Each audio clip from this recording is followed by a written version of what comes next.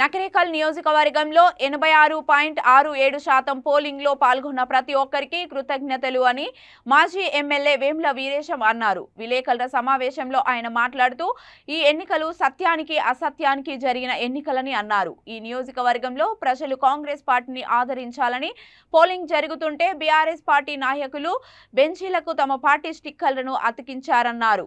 నల్గొండ జిల్లాలో 12 సీట్లు గెలవబోతున్నామన్నారు. ఈ ఎన్నికలలో కేసీఆర్ ఉద్యోగులకు కూడా ప్రశాంతంగా ఓటు వేయనీయలేదని వేముల వీరేశం విమర్శించారు. ఏం తెలియనటువంటి ఏ స్వార్థం లేనటువంటి యువకులారా యువతులారా ఇప్పటి వరకు మీరు వాళ్ళ మాయలో పడ్డరు. వాళ్ళు ఏం చెప్తే అది చేశారు.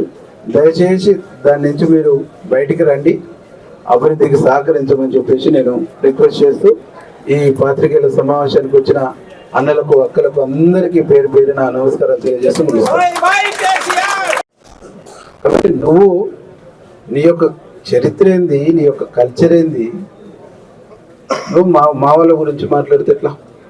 కాబట్టి ప్రజలారా, సంస్కారం అడ్డం వస్తుంది. సంస్కారంతో మమ్మల్ని పెంచిండ్రు, సంస్కారంతో మా పార్టీ కూడా మమ్మల్ని గైడ్ చేస్తుంది. కాబట్టి మాకు సంస్కారం అడ్డం వచ్చి కొన్ని విషయాలు మేము చెప్పలేకపోతున్నాం. సందర్భం వచ్చినప్పుడు అన్ని విషయాలు చెప్తాం. ఎందుకంటే మేము తెరిచిన పుస్తకం లాగా ఉండదలుచుకున్నాం కాబట్టి ప్రజలకు అన్ని విషయాలు చెప్తాం. దీంతో పాటుగా ఇక్కడ అంటే వ్యాపారస్తులు బెదిరిస్తారు, వ్యాపారస్తులు భయపడుతారు. వ్యాపారస్తులు మేము ఛాలెంజ్ చేస్తున్నాం. ఒక్క వ్యాపారస్తుని కాడ అనా పైసతో స్టార్ట్, ఇబ్బంది పెట్టిన కంచి స్టార్ట్, నేను రెడీ, రాజకీయాల నుంచి తప్పుకుంటా. నువ్వు ఎన్ని షాపులు క్లోజ్ చేయించినావు? కరోనాలో మా నరసింహరావు షాపు సీజ్ చేయించింది ఎవరు? నార్కడపల్లిలో సీజ్ చేయించింది ఎవరు? ఇవన్నీ కూడా ఇంకా చాలా ఆధారాలు ఉన్నాయి. కాబట్టి దీన్ని కూడా వ్యాపార వర్గాలు గమనించాలి, ఆలోచించాలి.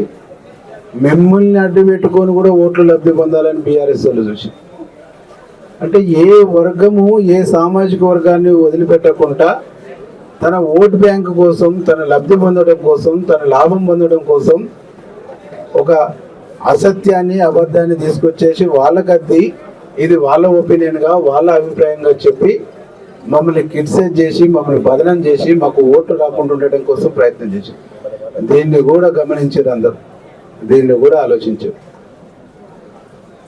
ఉద్యోగస్తులు వాళ్ళ ఓట్లు వాళ్ళు వేసుకుంటే ఫలానా ఎంప్లాయీ మీద కేసు పెట్టండి, ఫలానా ఎంప్లాయీ మీద కేసు, ఎందుకు వాళ్ళకి భావ స్వేచ్ఛ లేదా?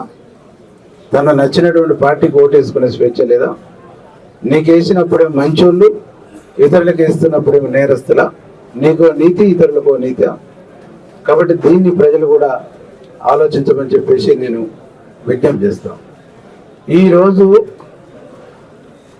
వారు చేసినటువంటి అరాచకం రాస్తే రామాయణం అంతా, చెబితే మహాభారతం అంతా, అంత అరాచకాన్ని ఈ నియోజకవర్గంలో చేసి, ఫస్ట్ సారి బొందలగడ్డలే, సెకండ్ సారి బొందలగడ్డలే.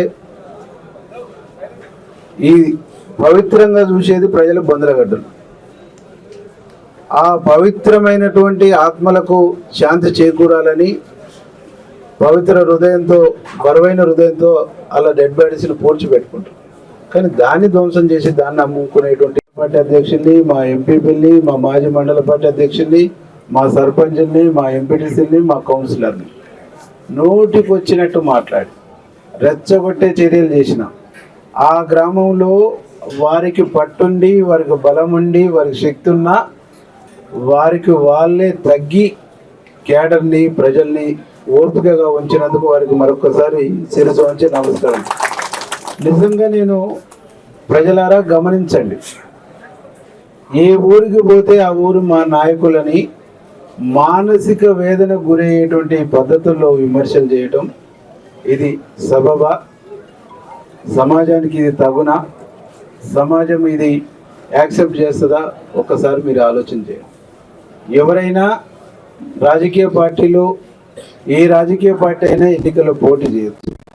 వారు రాజకీయాలు చెప్పాలి, వారు ప్రజలకు ఏం చేస్తారో చెప్పాలి, వారి వ్యక్తిగత సంబంధించినటువంటి ఏదైనా ఈ నియోజకవర్గానికి సర్వీస్ ఇవ్వదలుచుకుంటే తన లోకల్ మేనిఫెస్టోను విడుదల చేసుకొని పని చేసుకోవాలి, ఓట్లు అడగాలి. కానీ ఇక్కడ లోకల్ మేనిఫెస్టో బదులు లోకల్ ఏజెండా బదులు నాయకులని మా కేడర్ని తిట్టేటువంటి ఒక ఎజెండానే బీఆర్ఎస్ అభ్యర్థి తీసుకోండి. పాపం మేమైతే ఈడ ఉన్నటువంటి వాళ్ళ వేదిక మీద ఉన్న వాళ్ళందరం భగవంతుని నమ్ముతాం. ఆ దేవుడు కాంగ్రెస్ పార్టీ పక్షాన, కాంగ్రెస్ పార్టీ సత్యం పక్షాన, కాంగ్రెస్ పార్టీ సహనం పక్షాన ఉన్నాడు కాబట్టి అవతల వాళ్ళ ఏడ్చే స్థితికి తీసుకొచ్చిండని చెప్పేసి నేను ప్రగాఢంగా నమ్ముతాను. కాబట్టి ఇంకొక అంశము, నగరికల్లో బీఆర్ఎస్ పార్టీ ఏం అభివృద్ధి చేసిందో ఎక్కడ చర్చ లేదు.